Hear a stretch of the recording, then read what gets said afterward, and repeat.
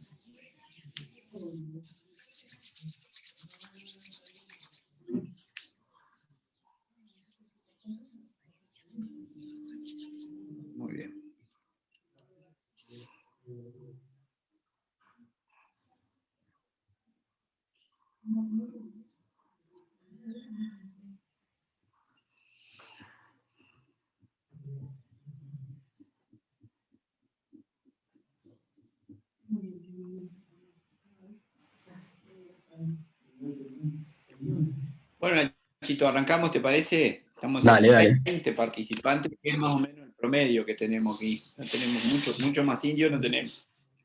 Bueno, espero que no me vayan abandonando nomás, pero Bueno, no, vos viste que ese es un marcador que uno va viendo. A medida que van bajando los indios, la cosa ya se va complicando. sí. Bueno, pero no, lo que quería comentar es que, bueno, que si no entienden algo, me vayan avisando, ¿tá? Que paramos y vamos tratando de explicar. Fue un tema que a veces es difícil para nosotros porque la matemática no es lo más fácil y la estadística tampoco. ¿Se me escucha? Sí, perfecto, perfecto. Bien, vamos a empezar con lo que es la estadística descriptiva. Dentro de la definición de la estadística descriptiva, es una disciplina que se encarga de recoger, almacenar, ordenar, realizar tablas o gráficos y calcular parámetros básicos sobre el conjunto de datos. Es un requisito imprescindible, ya que no se puede hacer ninguna comparación si no se tiene una descripción de los grupos a comparar. Para poder realizar las comparaciones necesitamos las medidas que después las vamos a ver, de resumen central y de dispersión, y entre ellas podemos conocer tanto lo que es el promedio, el desvío estándar, el error estándar, la mediana, el modo y percentiles, que después nos van a ayudar para conocer nuestra población. Dentro de las características de los conjuntos de datos tenemos varias, que es, lo primero es la observación, que estamos en el estudio, que es el mismo, puede ser una persona, una familia, un país, una región, una institución o cualquier objeto que nosotros queramos estudiar. Las variables, a cualquier estadística de la unidad de observación que interese registrar, la que en el momento de ser registrada puede ser transformado en un número, ¿tá? Un valor, que es la medición de la observación, y un caso registro, que es el conjunto de mediciones realizadas sobre una unidad de observación. Ahora vamos a ver el ejemplo que va a quedar más claro. Acá podemos ver las tres cosas que estábamos comentando. Esto es una tabla nomás a modo de ejemplo, en el cual tenemos las diferentes variables. No sé si se ve mi cursor. Se ve perfecto. Se ve. Que las variables en este caso son caso, sexo, lugar de nacimiento, edad y presión arterial sistólica. La observación que nosotros queremos ver, que en este caso es la que está marcada, pero puede ser cualquier observación. Y el registro, que es obviamente los datos que nosotros sacamos. Después tenemos los tipos de datos. ¿Y por qué es importante esto? El tipo de datos determina el método de análisis que nosotros queremos llevar a cabo y tenemos que saber si es apropiado y válido. Cada método de análisis estadístico es específico para cada tipo de datos. La distinción más importante es entre datos numéricos y categóricos, que ahora vamos a ver la clasificación. Los tipos de variables. La variable categórica. Contiene un número finito de categorías o grupos distintos. Los datos categóricos pueden no tener un orden lógico. Por ejemplo, los predictores categóricos incluyen sexo, tipo de material o, por ejemplo, un método de pago. La variable discreta son variables numéricas que tienen un número variable de valores entre dos valores cualquiera. Una variable discreta siempre va a ser numérica. Por ejemplo, puede ser quejas de los clientes o número de fallas, como pongo ahí. Después, una variable continua son variables numéricas que tienen un número infinito de valores entre dos valores cualquiera. Una variable continua puede ser una fecha, hora, o bueno, eso es más o menos, o a la hora que se recibe un pago, por ejemplo. Y dentro de las variables estadísticas tenemos como dos grandes distinciones en la estadística descriptiva, que es obviamente la cualitativa y la cuantitativa. Obviamente que la cualitativa hace referencia a una cualidad, por ejemplo puede ser el color de ojos de una persona, el color de pelo, o por ejemplo una enfermedad que pueda tener en el caso nuestro, aunque no siempre, las cualitativas no siempre son cualidades, sino que también pueden ser numéricas, pero que se traduzca a una cualidad. Por ejemplo, el pH o el score de Apgar son números en realidad, pero que nosotros lo traducimos en cualidades. O las variables cuantitativas, que esas sí siempre son números, y por ejemplo, puede ser la talla de una persona o el peso. Esto es, perdona que te corte, Sí, dale. para todos, es muy importante esto que acaba de decir Nacho, porque las variables cualitativas y cuantitativas no se analizan de la misma forma. Entonces, es muy común, o nosotros lo hacemos con frecuencia, por ejemplo, el pH, o por ejemplo el APGAR, que nosotros hagamos, es muy importante porque el APGAR es bien complejo, es bien entreverado, porque es un número. Entonces, a veces lo que quiero transmitir es que no se olviden de esta definición de variable cualitativa y del ejemplo, el buen ejemplo del pH y el score de Apgar, cuando vayan a analizar, cuando Nacho describa cómo se analizan las variables cualitativas. Porque esto le va a servir, porque cualquier trabajo que ustedes vayan a hacer es muy probable que incluyan el Apgar. Entonces ahí es ver cómo ustedes lo analizan al Apgar. Si lo hacen promedio, desvío, mediana, lo que fuera. Lo que fuera. Digo, seguramente van a tomar algunas de estas cosas, pero por eso es importante, y me pareció bárbaro el ejemplo del pH y el Apgar, que es bien representativo. Un lujo. Sí.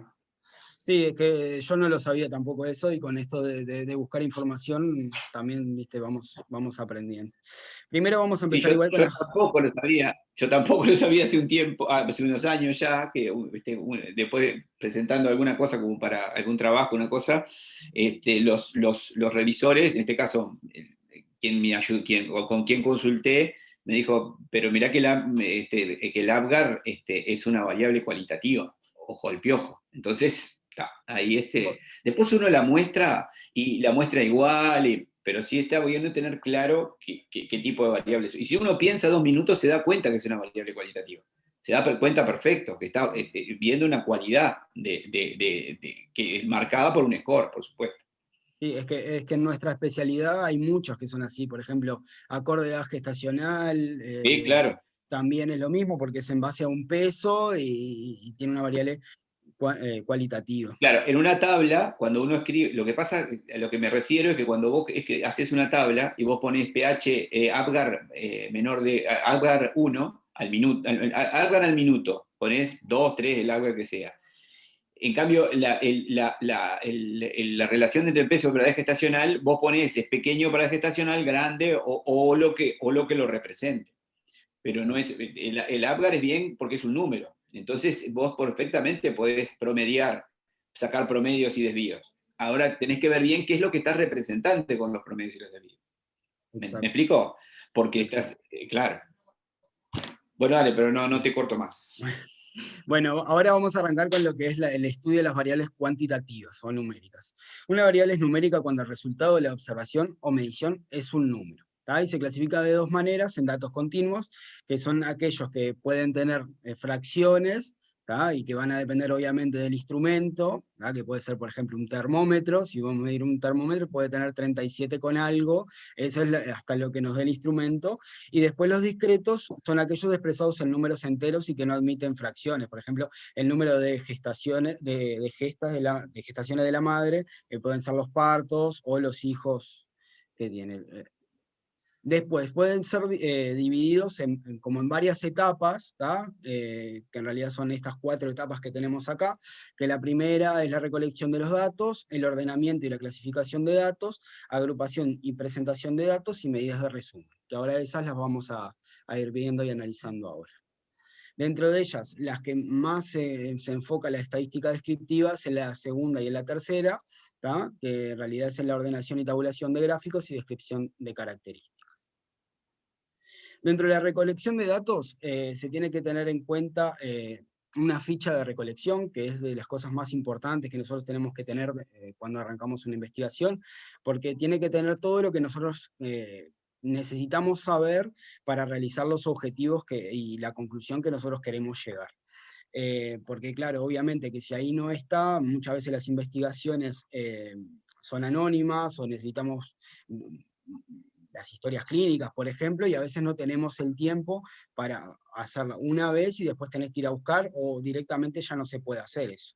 Entonces siempre está muy bueno tener una ficha de recolección de datos que sea buena. Además, va a disminuir lo que es el margen de error de nuestro estudio. Dentro del ordenamiento y la clasificación de datos, siempre esta etapa consistirá en agarrar esa ficha que nosotros vamos a hacer y realizar una tabla con los datos que nosotros sacamos. Yo hice acá una tabla, obviamente que con datos ficticios, ¿tá? Que en realidad tiene las cosas básicas que ahora vamos a ver en un ordenamiento, que es un título, ¿tá? Un esqueleto, que tiene obviamente ay, no me sale la otra palabra, bueno, no importa, ya me va a salir ahora cuando la vea. Columna. Y ahí las columnas, ahí va, las filas y las columnas, y un contenido que es todo lo que yo voy a poner adentro de la tabla. Para poder profundizar en el análisis de los datos, debemos comunicar los mismos en base a tablas o gráficas. Se entiende por tabulación la operación de agrupar de manera ordenada un conjunto de datos numéricos en una tabla, y las tablas excesivamente complejas deben evitarse, ya que puede llevar, obviamente, a errores. Esto que me dice Nacho recién es fundamental. Si es muy importante no quedarse corto con los datos, con los datos que uno va a ingresar en la tabla, también es importante no poner demasiados datos. A todos tenemos la tendencia, es una tendencia natural, a hacer a veces una sábana de datos, y algunos que son realmente que son muy difíciles de agrupar, o si los agrupamos son muy difíciles de tomar, sacar conclusiones, o lo peor, son muy difíciles de que estén presentes en todos los pacientes. Yo les voy a poner un ejemplo. Si nosotros queremos hacer hoy por hoy un análisis de cuál es el crecimiento, cómo crecen nuestros pacientes, nuestros recién nacidos prematuros, no podemos, no va a haber tabla que no tenga el dato peso, perímetro craneano y longitud. Sin embargo, dadas las deficiencias en el cierre de las historias, no lo pueden hacer porque el dato perímetro craneano y longitud no existe prácticamente, o es menos de un tercio en todas las historias, en el global de las historias de los pacientes de alta de este servicio. Entonces, entonces ahí ven la complejidad que tiene esto cuando uno va a agregar datos. Este dato, que es muy importante, no existe, y sin embargo sí ustedes pueden agregar otros que son intrascendentes. Entonces, para un lado y para otro, no está bueno tener datos de más, porque aparte la sábana se vuelve enorme y aumenta el riesgo de error al llenado de la sábana, y tampoco está bueno hacer los datos justos, es decir, no hacer datos de menos, que eso parte del diseño del trabajo. Uno sabe bien qué datos agregar a la tabla, pedirle a la tabla, cuando diseña bien el trabajo. Hay que perder muchos días en el diseño para no perder después semanas o meses en el análisis, o como dijo Nacho, ir a revisar historias. Perdón, Nachito, dale nomás. No. Bien, después de las tablas de frecuencia, lo que tenemos que saber, así importante, es que el título debe expresar en forma sintética, breve y clara lo que quiere mostrar, y debe colocarse siempre en la parte superior de la gráfica. Dentro del esqueleto, como habíamos comentado, tiene que presentar columnas y filas, y las columnas primeras hacen referencia a los intervalos de valores y la variable, y los siguientes indican las frecuencias, obviamente, ¿no? Y el contenido, siempre hay algo acá que es importante, como vos decías, que no debe ser muy grande, ¿tá? Se dice que no debe seguir más de 10 filas, y que tampoco tiene que tener menos de 6, que sea muy chiquita, ¿tá? Porque eso después va a ayudar tanto a la visual y a facilitar los cálculos que nosotros tenemos que hacer posteriormente. ¿Cómo construir la tabla? Se divide el rango en total de los datos en clases o intervalos, lo que no es necesariamente deben tener la misma longitud. Se cuenta el número de observaciones que cae en cada clase, y se determina la frecuencia en cada clase. Se calculan las frecuencias relativas, acumuladas y frecuencias acumuladas relativas para cada intervalo. Eso ahora lo vamos a ver cómo es que se calculan todas las frecuencias. Los tipos de frecuencia. Obviamente que la frecuencia es la cantidad de veces que se repite el mismo intervalo. ¿Tá? El número de personas, por ejemplo, cuando veíamos la tabla de presión arterial sistólica que puse antes, es la cantidad de personas que caían en tal rango. ¿Tá? La frecuencia relativa, capaz que lo vamos a ver, lo vemos mejor en este ejemplo. ¿Tá? La frecuencia, obviamente, acá lo vemos en el rango, ¿tá? Que vemos, por ejemplo, del 0 a 1 tiene una persona, y así sucesivamente. ¿tá? La frecuencia relativa es el porcentual, es la cantidad del porcentaje que ocupa ese intervalo en toda la cantidad de casos. En este caso, por ejemplo, en el 0 a 1 es 4,2, ¿tá? Y después podemos ver la frecuencia acumulada y la frecuencia relativa acumulada, que es ver cómo va aumentando hasta llegar al 100% tanto de los individuos como de la frecuencia relativa. Gráficos de datos continuos. El gráfico sirve para presentar de forma clara y resumida, ¿tá? Siendo aconsejable que todo gráfico sea precedido de una tabla. Generalmente no hay investigaciones que no sean precedidos las gráficas de las tablas. Siempre tienen la conocida tabla 1, que es muy importante. Presentándose también, obviamente, como toda gráfica, un sistema de coordenadas, que es horizontal en el eje de las abscisas, que es la variable independiente, y en el eje de las ordenadas, la variable dependiente. Las variables cuantitativas continuas se pueden expresar en histogramas, polígonos de frecuencia, gráficos lineales o curvas de frecuencias acumuladas, que ahora vamos a ver esos tipos de gráficos. Como primero, y es el más usado, es el histograma, ¿tá? Que para elaborar un histograma debemos seguir una serie de pasos, ¿tá? Y que vamos a también ver ahora, en las próximas diapos, la diferencia que tiene el histograma con los gráficos de barras. Bien, los valores de las variables deben agruparse en intervalos. Se fijarán los valores exactos de cada uno de los intervalos en el eje de las abscisas. Sobre el eje de las ordenadas se coloca la escala de frecuencias, que puede ser absoluta o relativa. Sobre el eje de las abscisas se levantan tantos rectángulos como intervalos de clase existan. Los intervalos de clase serán de la misma amplitud y no se utilizarán intervalos abiertos. Y acá vamos a ver un ejemplo. ¿Tá? Lo que muestra en realidad acá es la frecuencia por la edad, es un histograma que en realidad, en este caso, para facilitar, todos los intervalos son iguales, ¿no? Son todos iguales, yo creo que sí, y en realidad lo que se sube es la cantidad de la frecuencia relativa. Y vieron que no dejan espacios, a diferencia de lo que es los gráficos de barras, no dejan espacio entre medio porque es continuo. ¿Qué nos muestra el histograma? El propósito de un histograma es mostrar la forma de distribución de los datos. La forma de histograma depende del número de intervalos de clase que seleccionaremos. Generalmente son entre 6 y 15 clases. ¿tá? El histograma debe representar la frecuencia asociada a cada clase en el área de la barra y no en su altura. Cuando las clases son todas de la misma longitud, representa la frecuencia en la altura. Eso es equivalente a representarte en el área. Lo que pasa es que en realidad los histogramas, la diferencia que tienen con los gráficos de barras, que en realidad para simplificar, generalmente se hacen así como es acá este ejemplo, que son todos del mismo tamaño, pero en realidad pueden ser, por ejemplo, uno de los variables puede ser de 20 a 40 y el otro puede ser de 40 a 80. Y en realidad lo que muestra el histograma es el área, no es en realidad el tamaño. No sé si me explico bien. Sí, sí, sí. ¿Se entendió? Eso es muy importante porque el histograma les permite a ustedes calcular o valorar o tener en cuenta el área que queda por debajo. Que eso es, porque ustedes perfectamente podrían mostrar cómo se distribuye ponerle que esto fuera la edad, cómo se distribuye la edad por una por una gráfica de columnas. Perfectamente podría mostrar cómo se distribuye, pero lo que no pueden hacer con la curva en el gráfico perdón, de columnas es calcular el área que queda por debajo de eso. Y eso tiene un valor intrínseco. Y está dado por cómo se distribuyen cada uno de los valores en ese gráfico. Por eso es continua, por eso puede calcular el área, porque es tan continua, es una clase al lado de la otra. Exactamente, que los gráficos de barras eso no se puede hacer. No se puede hacer. Y bueno, en la forma de los histogramas...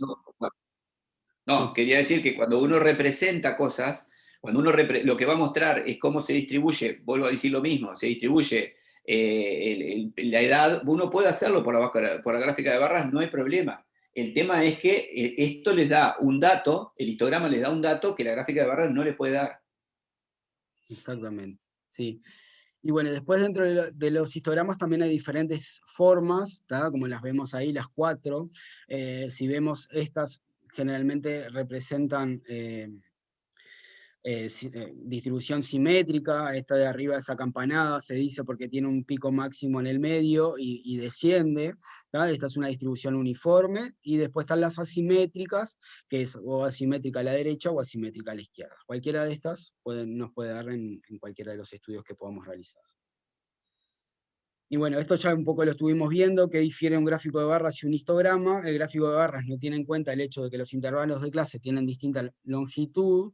¿Tá? El gráfico de barras representa el porcentaje en la altura de la barra, mientras que el histograma el porcentaje en el área de la barra. El gráfico de barras se representan separados para indicar que no hay continuidad entre las categorías. Y un histograma, barras adyacentes deben estar en contacto indicando la variable es continua. ¿Cuál de las dos representaciones es más adecuada? Depende de lo que presentemos demostrar. Cuando la variable que define los grupos es categórica, corresponde usar un gráfico de barras. Cuando la variable que define las categorías es numérica, es preferible el histograma, ya que la escala del eje horizontal respeta la escala de las variables de interés. Para variables numéricas discretas con pocos valores posibles, puede utilizarse un gráfico de barras. Y bueno, después dentro del histograma también podemos hacer lo que se llama el polígono de densidad de frecuencia. ¿Tá? Para realizar un polígono de densidad de frecuencia debemos seguir los siguientes pasos. Realizar el histograma de la variable, obviamente, se marcan los puntos medios de los intervalos de clase en la base superior, se unen los puntos entre sí por líneas rectas, y después se hace, vamos a mirarlo acá, se hace como un seguimiento hasta al punto medio de lo que sería del consiguiente área que nos tocaría si hubiera una continuidad. ¿Tá? Y en realidad lo que nos muestra el polígono es que si nosotros sacáramos el histograma, más o menos cómo se va mostrando, o sea, es el área bajo la como veíamos en el histograma, es el área que hay debajo de todo lo que es nuestro estudio. ¿Qué nos muestra el polígono de frecuencia? Es similar al histograma en muchos aspectos, pero pretende dar una imagen aproximada de curva definida por la distribución de la variable. Los dos tipos de gráficos brindan especialmente la misma información, y en ambos gráficos el área total es el 100%. El polígono de frecuencias es un gráfico útil para comparar dos distribuciones de frecuencias.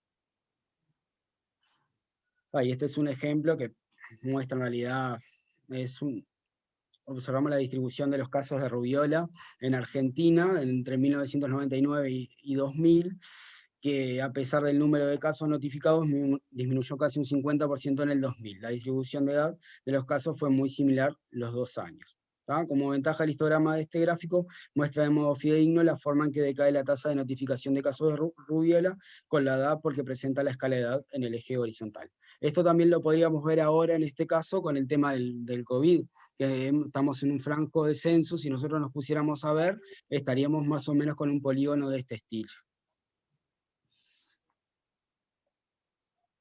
El polígono de frecuencias acumuladas, que también se puede realizar, es lo mismo, que lo único que el histograma lo vamos a hacer en base a las frecuencias acumuladas. Para trazar una curva de frecuencia acumulada se siguen los mismos pasos vistos anteriormente. Las líneas quebradas se convertirán en una curva a medida que disminuye la amplitud del intervalo, y en base a este gráfico se desprenden medidas de resumen y de dispersión. Esto es un histograma y un polígono de frecuencias acumuladas. Bien, y pasamos ahora a lo que es las medidas de resumen. Para poder resumir, para poder simplificar la compresión y la comunicación de datos, sirven siempre las medidas de resumen. ¿Tá? Son útiles para comparar datos cuantitativos y para representar los resultados de un estudio, y se clasifican en dos grupos principales. Medidas de posición o localización, que describen un valor alrededor del cual se encuentran las observaciones, y medidas de dispersión o escala, pretenden expresar cuán variable es un conjunto de datos. Dentro de ellos tenemos el promedio, ¿tá? Que resulta de dividir la sumatoria de los datos obtenidos sobre el número total de datos. ¿Tá? Es la medida de posición más frecuente usada, se usa para datos numéricos, ¿tá? Y representa el centro de gravedad o el punto de equilibrio de los datos. ¿tá? Y bueno, es muy sensible a la presencia de datos atípicos, que se llaman outliers, o algo así. Después tenemos la mediana, que divide la población en dos mitades iguales. Se observan los datos de mayor a menor, y la mediana es el valor central que separa las dos partes iguales del total. Por ejemplo, en este primer ejemplo que tenemos acá, como es un número par de cantidad de datos, es el 6 el que sería la mediana, y en este caso, que es impar, se toman los dos del centro y se hace obviamente una suma y dividir entre 2, que te da 10. La mediana puede ser usada para datos numéricos y datos ordinales. La mediana es una medida de posición robusta y no se afecta por la presencia de datos outliers. Después tenemos el modo, que es el valor que más se repite, que es una medida de muy poca utilidad, salvo para datos categóricos, en el que se suele interesar notificar la categoría que mayor cantidad de datos se encuentra. Y después tenemos las medidas de dispersión, que en realidad es la amplitud de rango o la varianza, y el desvío estándar, que la amplitud de rango es la diferencia entre el valor máximo y el mínimo, ¿no? Y la varianza y el desvío estándar es uno de los valores más utilizados para describir la variabilidad de nuestros datos. Miden cuán lejos se encuentran los datos de la medida muestral. Y acá tenemos las tres ecuaciones, que en realidad esta es la del promedio, que ya la vimos antes, esta es la de la varianza, y esta es la del desvío estándar, que es la misma de la varianza, solo que se le agrega la raíz cuadrada. Que ahora vamos Yo a ver solo para que tengan, para que tengan en cuenta, esto, hoy por hoy, cualquier paquete estadístico, el Excel, por ejemplo, que es una planilla electrónica, les hace los cálculos. Hace 30, 40, 30 años atrás, esto lo había que hacerlo a mano. Entonces, cuando ustedes vean trabajos de hace 30, 40 años atrás, que le muestran los promedios, los desvíos y los desvíos, vean el trabajo que llevaba hacer eso. Sí. Sí. Ahora, por suerte, hay todo un montón de programas que en la bibliografía que leí había los que eran más seguros. No lo agregué acá, pero bueno, si quieren después se puede ver, claro. Y bueno, esto es un ejemplo muy, muy fácil para sacar la varianza y el desvío estándar, que en realidad elegí 3 pacientes de 8, 8 y 10 años, que saqué el promedio porque es importante para poder ver la varianza, y sumé las 3 edades y después lo dividí entre 3 y me dio el promedio 8,6. Y la varianza lo que hace es la sumatoria de, obviamente, la edad del paciente menos el promedio al cuadrado, y eso se repite hasta que me da lo que es la varianza. No sé si se entendió. Y después el desvío estándar es la raíz cuadrada de ese mismo valor que nos dio la varianza. Y bueno, después tenemos lo que es los deciles, los cuartiles y los percentiles. Perdona, sí, Nacho, le voy haciendo una pregunta y ustedes vayan contestando en el chat, porque así no quedan. Contéstenme si alguno de ustedes, o al menos uno, no sabe calcular el promedio, el desvío, los promedios, desvíos, mediana y rango en una planilla Excel. Pónganme ahí, no importa, no es para identificar a nadie, simplemente porque si no hay alguno que no sepa, el Nacho me comparte la pantalla y les muestro cómo se hace, porque es muy sencillo y los independiza de andar siempre atrás de alguien que les haga esto. Dale, seguí, Nachito, hermano. Vayan poniendo en el chat si hay alguno que no sepa. Si todos lo saben, está, por Ernestina ya puso, entonces van muertos porque yo les muestro cómo se hace. Cuando Nacho termine o cuando quede un espacio ahí, lo mostramos. Dale. Bien, deciles, cuartiles y percentiles. Se basan en la distribución de frecuencias acumuladas como medidas de resumen en base a frecuencias relativas o absolutas. Se utilizan habitualmente para distribuciones asimétricas, aunque pueden usarse en las simétricas también. Para su cálculo no se toma el valor de la observación, sino la posición que ocupa en relación a las otras observaciones. Y se pueden dividir en 2 partes iguales, que es la mediana, en los cuartiles, que son en 4 partes iguales, deciles en 10, y percentiles en 100 partes iguales. Para acá vamos a ver un mini ejemplo de cómo calcular los percentiles. Hice esta tabla que obviamente es ficticia, y el cálculo de percentiles es como está acá arriba. Ese es uno de los cálculos, hay varios cálculos, no sé por qué, pero se puede calcular de diferentes formas los percentiles, pero este es así, es el número que obviamente es el percentil, que es 0,5, por la cantidad de personas o el n que vos tengas, más 0,5, o 0,9 en el caso de que sea percentil 90. ¿Tá? En el caso, cuando nosotros hacemos este cálculo, que en mi caso, como es 10 el n, me da 5,5, vamos a encontrar la posición en la tabla, no vamos a encontrar el valor. Y como vemos, como da 5,5, nosotros vamos a ver que está entre la posición 5 y la posición 6, que sería el percentil 50, o la mediana. Entonces, como queda entre esos dos, lo que tenemos que hacer es un cálculo simple, que es la posición 5 sabemos que es 150, y la posición 6 sabemos que es 151, que es esto que está acá, y la diferencia entre uno y otro es de 1 centímetro. Por una regla de 3, sabemos que 0,5 era lo que nosotros tenemos de más, entonces si 1 centímetro es igual a 1, x va a ser igual a 0,5, que obviamente también nos va a dar 0,5. Y entonces sabemos que la mediana es 150,5 centímetros, o el percentil 50. Y bueno, en realidad esto es un pequeño, como ese esquema, que nos sirve para ordenarlo. Si quieren después yo les paso es como un resumen de todo lo que di. Después, otro de los tipos de gráficos que se encuentran es el box plot o gráfico de caja, que se emplea como representación gráfica de variables cuantitativas, permite resumir, describir y analizar aspectos generales y particulares del indicador, en el que quedan ilustrados los datos centrales, datos adyacentes y datos raros, que pueden ser, por ejemplo, valores que quedan por fuera de lo que nosotros esperamos que dé.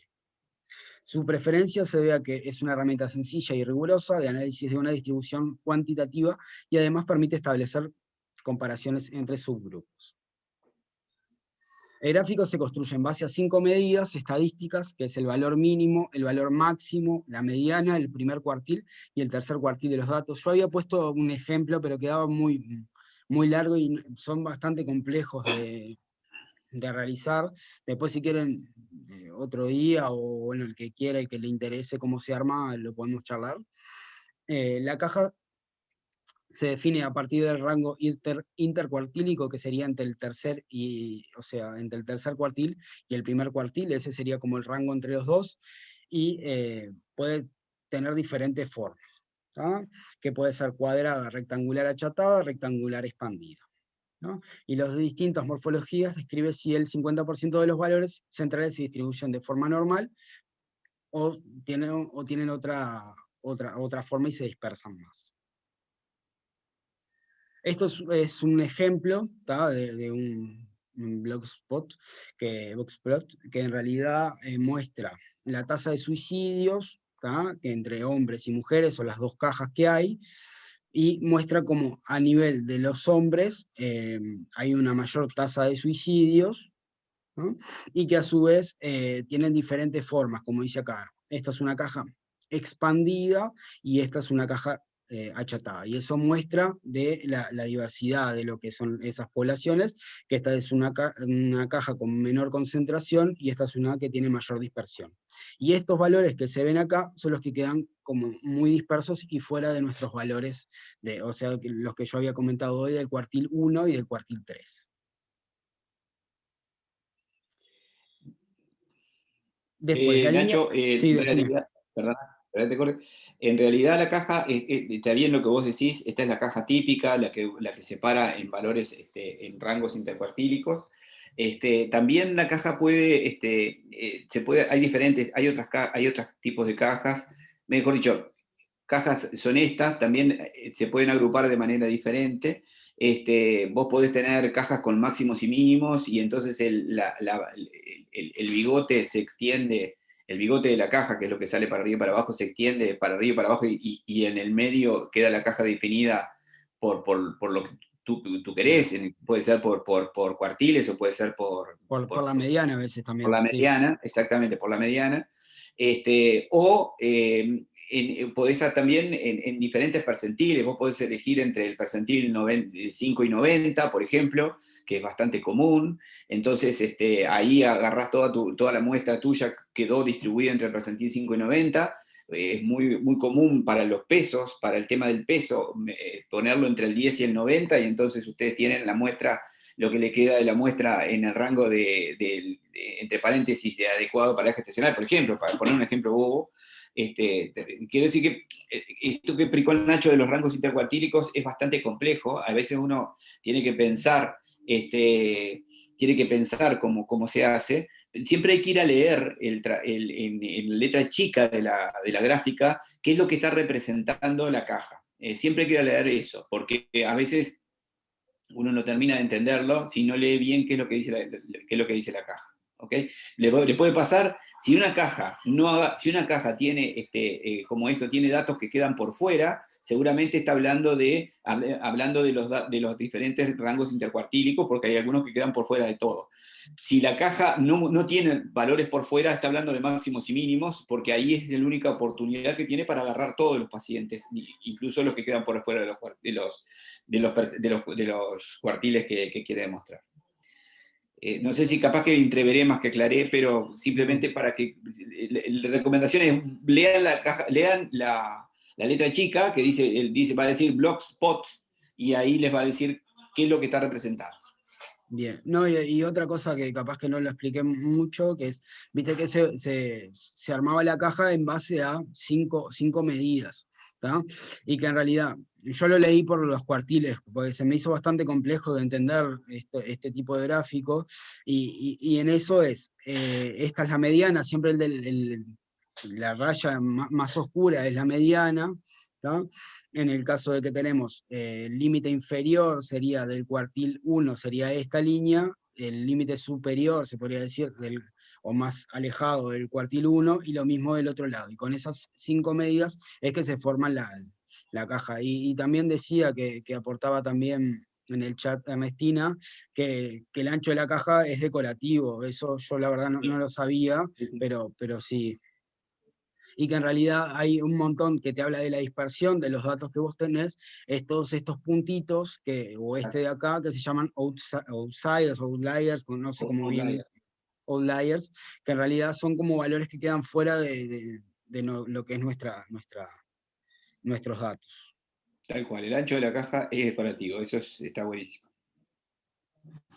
Bien, la línea que divide la caja representa, esto ya lo hablamos recién, que fue lo que acabé de decir.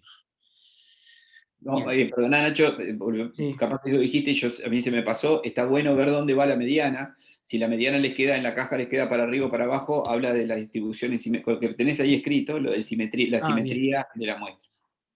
Bien. Sí, creo que el resto lo dije. Si la línea se Te había sitúa en el dicho centro de esto, la caja, perdón. no, está bien, me faltó decir eso. Y bien, y los bigotes son eso que estábamos viendo, que acá se ve, el bigote superior, ¿tá? Señalan el límite para la detección de los valores atípicos, ¿tá? La longitud de los bigotes expresa la variabilidad de la distribución, en el 25% de los valores bajos por debajo del el cuartil 1 y altos por encima del cuartil 3, que son estos de acá que estábamos hablando, ¿tá? Los valores que se alejan más de los esperados del centro de la distribución son calificados como atípicos o extremos, o outliers, como le decimos. Bien, en relaciones a las variables numéricas, cuando se estudia la relación entre dos variables registradas sobre el mismo individuo, una de ellas se considera variable de respuesta, efecto o resultado, y la otra se considera la variable independiente o explicativa, potencial factor que afecta a la variable respuesta. Los datos se pueden resumir de la siguiente forma: tablas de doble entrada y medidas de asociación, como vimos, el riesgo relativo, el odds ratio, que hoy no lo vamos a ver, medidas de resúmenes o box plots, y gráficos de difracción y medidas de correlación. Después hay otro de los gráficos que tenemos, que es un gráfico muy simple y útil para estudiar las relaciones entre dos variables cuantitativas, que es el scatter plot. Se genera un gráfico de coordenadas, como ya lo vimos anteriormente. La nube de puntos resultante permite evaluar si hay relación entre las dos variables y la naturaleza de tal relación. Si es lineal, curvilínea, exponencial, logarítmica, cíclica, creciente, decreciente, etc. Debemos fijarnos qué patrón presenta el gráfico, observando la dirección, forma y fuerza de la relación entre las dos variables. Acá esto que es bastante frecuente en cualquier estudio que nosotros veamos este tipo de gráficos, ¿tá? En el primero que vemos acá es número de pacientes versus número de camas en el hospital, y vemos que tiene una relación exponencial y lineal, ¿tá? Que en realidad fuertemente asociado que el número de pacientes con el aumento del número de camas, ¿no? Y después vemos acá la otra gráfica, que es el tiempo de internación versus la edad del paciente, que obviamente acá no podemos marcar no tiene ninguna asociación entre la edad y la estadía, el tiempo de estadía en el hospital. Es un poco esto lo mismo que dice acá. Y bien, y después, este es otro tipo es la misma gráfica, solo que otro tipo de distribución, ¿tá? Que en esta primera tenemos la tasa de natalidad versus el número de aparatos de televisión, que a medida que hay más aparatos de televisión en el domicilio, obviamente que va bajando la tasa de natalidad, ¿tá? Eso es una gráfica que va decreciendo, ¿tá? Y después esta también son datos ficticios, que en realidad es una alta asociación entre las dos variables, porque tenemos o sea, desciende y luego desciende, y eso habla de una alta asociación, ¿no? No podemos hablar de dirección, perfecto. Bien, y ahora empezamos con lo que son los datos cuantitativos. No, seguimos, sí. Cualitativos, me confundí acá. Nacho, A ver Nacho, perdón. Sí, dale.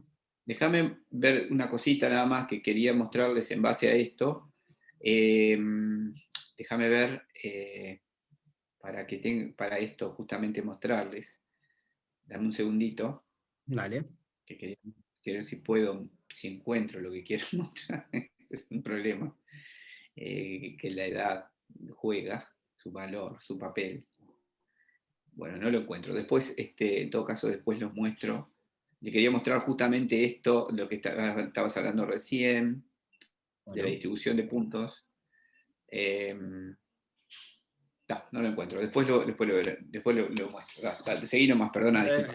No, todo tranquilo. Acá, en realidad me equivoqué yo, son datos cualitativos, ¿tá? Los datos cualitativos son atributos de personas, poblaciones o cosas tales como color, sexo, raza, enfermedad, etc. Habitualmente se denominan como datos categóricos, ya que no tienen dimensiones y solo se ubican en grupos o categorías. Pueden ser en variables dicotómicas, ¿tá? Que obviamente representan ausencia o presencia de la variable, que puede ser, por ejemplo, hombre o mujer. Y cuando son de más de dos variables, se dicen datos nominales, que son las que se pueden ordenar, las que no pueden ordenarse, perdón, y las que pueden ordenar son los datos ordinales. Dentro de estos datos, en la práctica clínica nos nutrimos de datos que aportan a la historia clínica. En base a eso realizamos un diagnóstico, ¿no? Apoyado obviamente en nuestra experiencia y en nuestro conocimiento, y vemos lo que es la respuesta. Obviamente vamos a indicar lo que es el tratamiento y la respuesta que da el mismo, ¿tá? Todo eso son datos cualitativos, por lo tanto es de fundamental importancia científica. Los datos cualitativos pueden derivarse de datos cuantitativos, por ejemplo, lo que habíamos hablado hoy, el test de Apgar, el pH, el acorde gestacional y todas esas medidas. Y vamos a seguir lo que son los mismos pasos, ¿tá? Tenemos que hacer una recolección de datos, obviamente, ¿tá? Que vamos a hacer la ficha, como hicimos en la anterior. Vamos a hacer lo que es el ordenamiento y la clasificación de los datos en base a una tabla. Acá hay una diferencia que las tablas en sí son diferentes. Yo justo acá usé un estudio que había en el libro, que hablaba cómo era la relación del puntaje de Apgar con el peso al nacimiento. Y hablaba de los que son menores a 2.500 gramos y mayores a 2.500 gramos. Dentro de las tablas de frecuencia, la construcción es igual a la mencionada anteriormente, presentando un título, esqueleto y contenido. La tabla más sencilla es la de frecuencia de una sola variable, pero las tablas de uso más habitual en los datos cualitativos son las tablas de doble entrada, que son las que más frecuentemente se usan en los datos cualitativos, en el cual se puede presentar en forma de frecuencia absoluta, porcentual o combinada.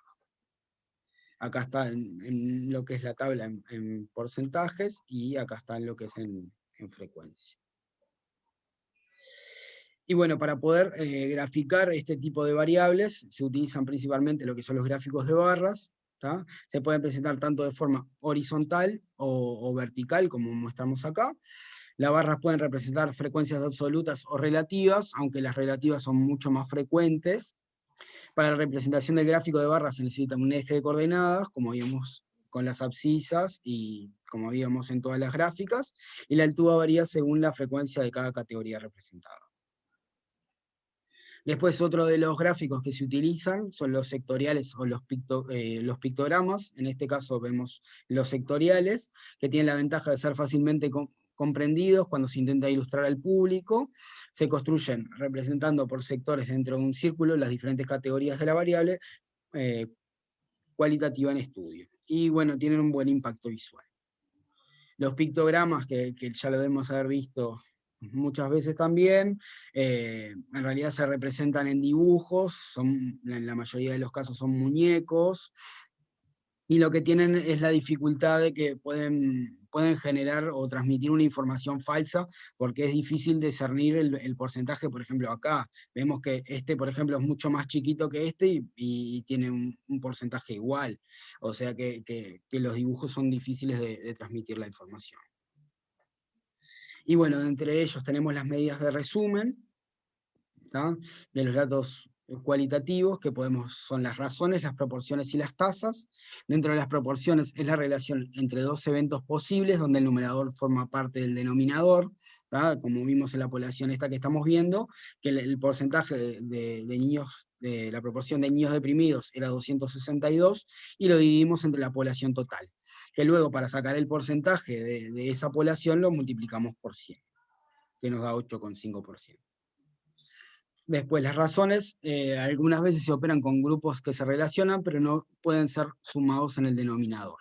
En este caso se utilizan las razones, que son, por ejemplo, A dividido B, que me va a dar la razón.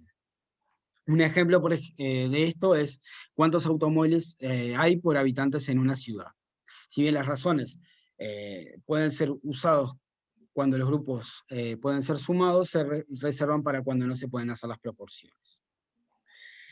Y después, las tasas es un caso especial de proporción y mide el número de veces que se repite un fenómeno en una población, en un tiempo y en un lugar dado. Sirve como parámetro para comparar poblaciones diferentes o la misma población luego de determinada acción médica o tratamiento. Acá vemos las tasas las tasas de natalidad o la letalidad de una enfermedad o la mortalidad. Eso es lo que vemos con esto, ¿tá? Y se pueden dividir en brutas o crudas, específicas o estandarizadas. Dentro de las crudas, es el cociente que resulta dividir un número de acontecimientos sucedidos durante un periodo de tiempo por la población media existente durante ese periodo, por ejemplo, la tasa de natalidad, lo que hablábamos recién, ¿tá? Que es este cálculo que va a depender de lo que nosotros queramos buscar. Lo que sí cambia es esta constante, que es K, que en realidad va a depender de lo que nosotros, en cuanto lo queramos dividir. Si queremos sacar el porcentaje, va a ser en 100, si queremos expresarlo cada 1000 personas, va a ser en 1000, y si es por millón, va a ser dividido por el millón. Y bien, y después la tasa específica no se define en términos de población total, sino en base a una o más características de la población en estudio. Por ejemplo, el número de nacimientos en un año dividido la población de mujeres en esa área. Y ahí vamos a saber también el índice de natalidad, ¿no? Y después otro así que yo puse como ejemplo es la tasa de letalidad o mortalidad, que es la tasa de individuos que se mueren en base a una enfermedad. Generalmente se hace en porcentaje. Y bueno, creo que también esta es la última diapositiva. Sí. No sé si tienen preguntas o Fernando quiere presentar sus cálculos de Excel.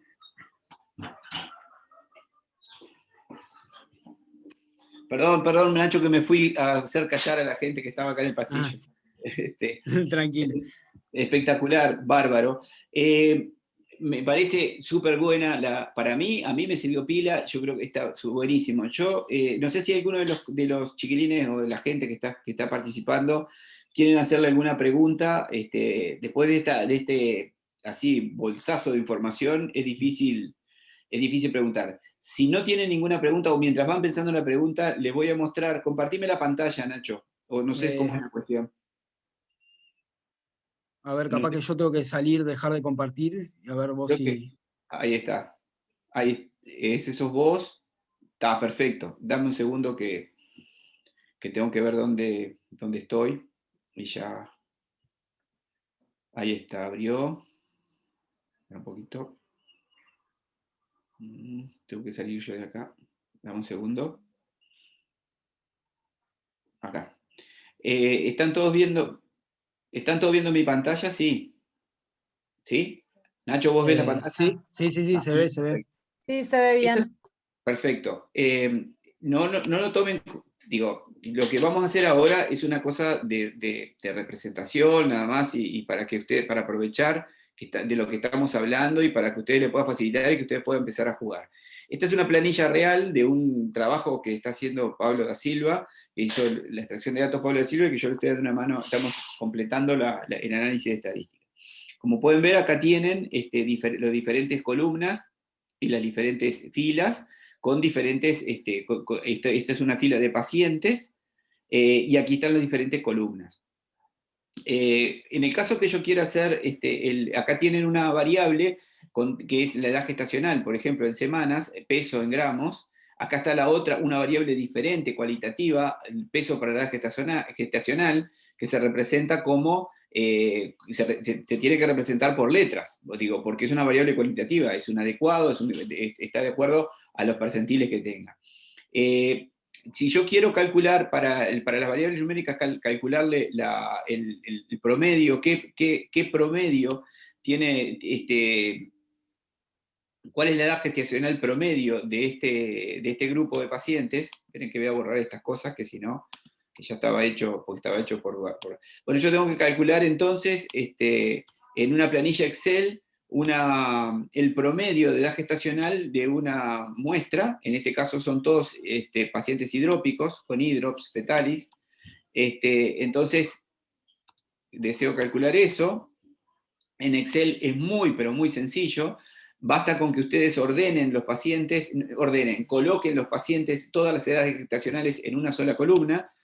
La edad gestacional, la columna I es la edad gestacional, y luego lo que tienen que hacer para calcular el promedio y la varianza que ustedes quieran hacer, en este caso desvío estándar, por ejemplo, separan en una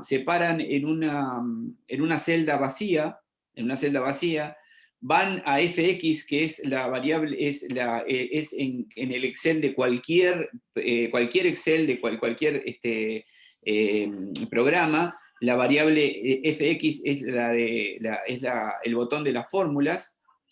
Ahí apretan el botón de las fórmulas y se les va a abrir siempre una pantalla que tiene una cantidad de posibilidades, una cantidad de posibilidades, de cantidad de fórmulas. Van a ir a buscar la que diga promedio, y si no dice promedio, como dice esta, tienen que buscar, Excel tiene una posibilidad de ayuda, en el cual ustedes le ponen promedio y les va a aparecer cuál es la sigla que representa promedio. Aquí es muy sencillo, promedio, le dan doble enter a promedio, y se les aparecen se les aparece promedio para número 1. Lo que tienen que hacer ahí, una vez que dieron promedio, van extendiendo, pintando todo lo que quieren promediar, todos los datos que quieren promediar. Solo pueden promediar, por ejemplo, el general 1 agrupa en una columna lo que quiere promediar. No lo tiene en varias columnas, lo tiene en una columna. Entonces, todo lo que está en esa columna es lo que está titilando, me lo va a promediar, ¿ok? Y luego dan enter y les aparece el promedio. El promedio de edad gestacional para esta muestra es de 30,2.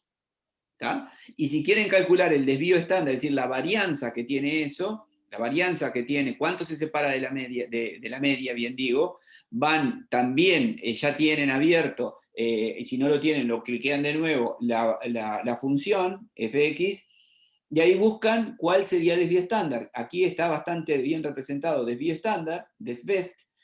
Sí, les vuelvo a repetir lo mismo porque a mí me ha pasado un montón de veces que cuando cambio de programa o cambio de computadora, el Excel que tengo no está representado por la misma sigla. Es decir, el desvío estándar no está representado por la sigla, pero es muy sencillo. Ustedes buscan la función y ahí encuentran cuál es la sigla que se los representa. Desbest es desvío estándar, le doy doble clic igual que el anterior, vuelvo a pintar toda la columna, le doy enter y me aparece me apareció el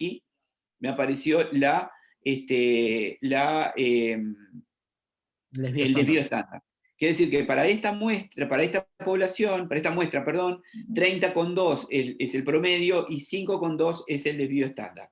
El desvío estándar se representa de diferentes maneras. Una manera muy convencional es poner más menos. Recuerdan que generalmente se representa como más menos. ¿Ah? Si en lugar de yo querer calcular el desvío estándar, el promedio, perdón, lo que quiero calcular es la mediana en Excel, me paro, ahora estoy parado en el peso, voy a buscar voy otra vez, abro el botón de FX y empiezo a buscar donde aparece mediana. Acá tengo mediana, hacen lo mismo, dan doble clic sobre mediana, pintan el renglón de peso, dan enter y les aparece que la mediana para esta muestra es de 1970 gramos. Y como la mediana se tiene que representarse por el grado de dispersión, ustedes van a ir a buscar el mínimo, el rango, perdón, no el grado de dispersión. Tienen que acompañarse del rango. El rango van a ir a buscar el mínimo y el máximo. Y lo vuelven a hacer así. Cuando ustedes tienen 10 pacientes o 10 registros, van a mirar cuál es el más chico y el más grande. Ya está. Pero cuando tienen acá que tienen 80 y pico, hacen lo mismo, min, buscan el mínimo, min, vuelven a pintar para arriba y para abajo y les va a tirar el mínimo, fue 410 gramos, y hacen lo mismo para el máximo otra vez, y les vuelve a pintar el máximo fue 4.700, perdón, 4.700. Esto es muy sencillo. Yo se los muestro así acá porque ustedes tienen chance, lo pueden hacer ustedes mismos cada vez que tengan una gráfica y los independiza y pueden buscar los promedios y los desvíos y la principal forma de ver las cualitativas, que son la mediana y el rango máximo y mínimo. Si quieren, después vemos cómo se comparan, se pueden comparar las muestras, cómo se pueden comparar los diferentes muestras, bien digo, que también en Excel se hace de manera muy sencilla para calcular, hacer un score hacer un test de T, o un test de Fish, que son muy sencillos de hacer, pero eso lo dejamos para otra instancia, si quieren. Yo porque estaba aprovechando esto que que presentó Nacho. ¿Les quedó claro, chiquilines? ¿Les sirvió esto?